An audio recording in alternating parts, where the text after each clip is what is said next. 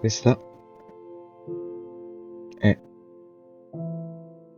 la fine del server. Ormai è sempre vuoto, non gioca mai nessuno, quindi ho deciso di chiudere il progetto qui. Grazie a tutti quelli che hanno partecipato e quelli che hanno visto. È stato un vero onore. Ciao a tutti ragazzi, benvenuti in un nuovissimo video. Siamo qui con Tiaga. Ciao a tutti, questo è Ciao a tutti ragazzi, benvenuti in un nuovissimo video.